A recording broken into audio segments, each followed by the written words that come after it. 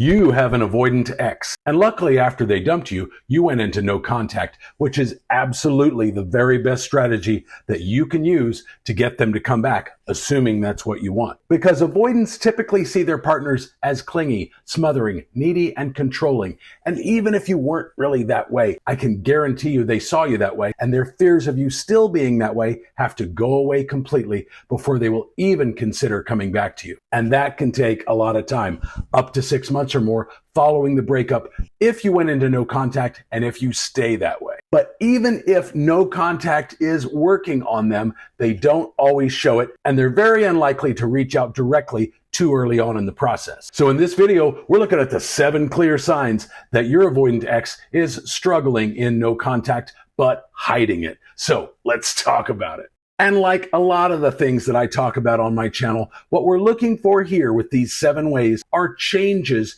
in how they are behaving compared to what they were doing while you were both together and immediately following the breakup. So changes in behavior patterns are the real clues. Way number 1, their social media becomes totally erratic. Now, you may not still be connected directly on social media. That's okay. As long as they haven't blocked you and you haven't blocked them, I can guarantee you that they're probably checking yours and you're probably checking theirs. Just don't check their Instagram or Facebook stories because they can see your name showing up on a list of viewers, and that will make you look needy and desperate and just make everything take even longer in terms of reconciling. But on social media, you've noticed an abrupt shift in what they're posting. 1 minute, they're posting about how great single life is and how much they're loving their independence and their freedom. And then in the next minute, they're posting something really sad or melancholy. Maybe they're sharing motivational quotes about living life to the fullest. And then the next day, they're posting sad songs. I'm looking at you, Coldplay. And maybe they fluctuate between showcasing new activities and new hobbies or sharing nostalgic memories, and maybe even talking about specific memories with you, although they're unlikely to mention you by name, especially the dismissive avoidant. And this emotional inconsistency just underscores the turmoil that they're feeling inside, both about you and the breakup. Way number 2, they're stalking your every digital move. I alluded to this a second ago, but I can guarantee you they're going to be looking at your social media pretty regularly, especially the fearful avoidant. And the fearful avoidant, unlike the dismissive, could very well be looking at your Facebook or Instagram stories, even if they know that you can see their name showing up on the list of viewers. The fearful avoidant just isn't going to care, and they're probably not really going to be able to help themselves. Maybe they're even going back into your timeline on your social and liking things that you posted a long time ago. Photos or maybe old memories that they never liked before, but now they're liking them. And this is significant because they're not just liking things that come across their feed.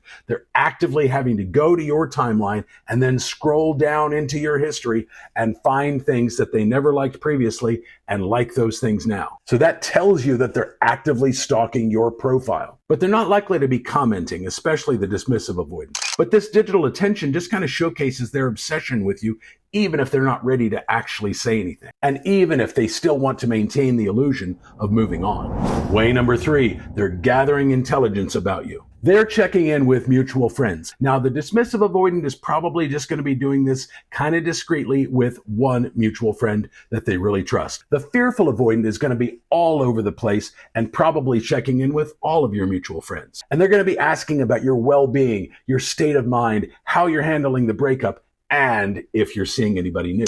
And the fearful avoidant especially is going to be bringing you up in conversations where you didn't naturally need to be brought up. The dismissive avoidant is going to be a lot more subtle and strategic about it and may even wait for the friends to bring you up. Real quick, if you like this video, give me a thumbs up and then smash that subscribe button for me too. It's a great way to help me grow my channel, so I really appreciate you doing that. Way number 4, they're overcompensating with new relationship. I know if you want them back, you hate the idea of them being in a new relationship. But avoidants especially are notorious for jumping into rebound relationships, sometimes within days of a breakup, certainly within the first 2 weeks. Don't worry about that though. You can still absolutely get them back because rebounds have about a 75% failure rate, usually within the first 3 months of them going on. But they're posting excessively about this new person, posting pictures of them out together, doing fabulous things and looking amazing. But they're doing this on a regular basis, and it just seems like they've got something to prove. And it seems like They're trying to convince themselves as much as the rest of the world that this is really the next great love of their life. But especially if they did jump into a rebound within days or weeks of ending things with you, they really don't know this new person yet. They don't really know if they're going to be compatible in the long term. So if they're posting excessively like that, it's not really built on anything substantial. Kind of like building a house of cards. Eventually it's going to collapse. Way number 5, they can't completely detach from your world. They're maintaining close relationships with all of your close friends and maybe even some of your family members. And if they let those relationships slip after the breakup, they're now going back to those people and rekindling things. They're also probably continuing to follow all of those people and definitely some of your family members on social. They may also be attending events or gatherings that they're aware of that they think it's likely you might be at. And ultimately, they're preserving multiple pathways to stay connected to you, but in ways that don't require any level of commitment or vulnerability on their part, because that's what they hate the most. Now, as with this and what I previously said about mutual friends, it's important for me to point out that I don't want you to do a lot of prying in return about your ex. That gets very annoying for the mutual friends. And if your mutual friends send word back to your ex that you've been asking about him, that completely blows up no contact. And remember, avoidants fear losing their independence more than anything else. You cannot come across in any way as a stalker, or that will absolutely push them away.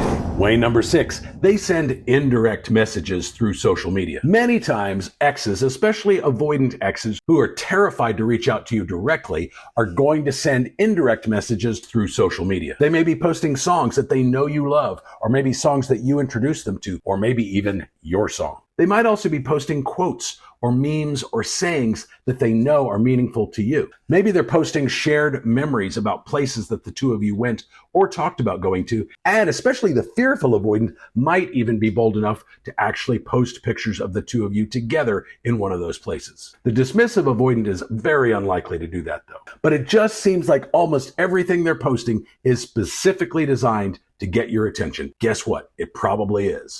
And it just enables them to stay connected to you and to be kind of funneling indirect messages to you with no risk on their part. And I know it's crazy. They could just reach out to you directly and say, "Oh my God, I totally screwed up by dumping you. Will you please take me back?" But they don't want to risk being that vulnerable. They don't want to risk rejection. They don't want to say all that and have you be like, "No, I don't think so." So they're not going to do that, at least not right out of the gate. If they do that at all, it's going to be several months down the line.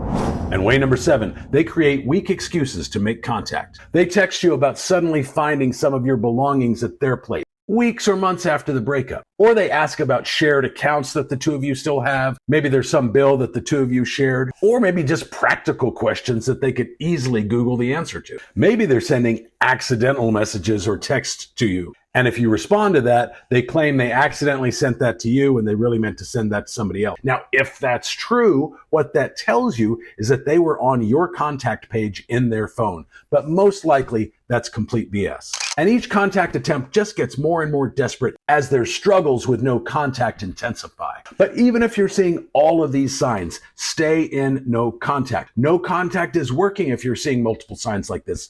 And especially with the avoidant, you've got to stay that way until they reach out to you directly and indicate that they want to see you. If you come across as needy or overly emotional, especially if you're the guy and we're talking about a woman who dumped you, you cannot come across that way whatsoever, or you will absolutely destroy any chance of getting your ex back. Remember, I do offer one-on-one coaching if that can help you. If you want more info on that, check the link down in the description or on this card right up here. But stay in no contact until they reach out to you directly. Then make a date with them in the evening, ideally at your place, and make it happen. Let me know your story about what's going on with you and your avoidant ex down in the comments, and I'll see you in the next video.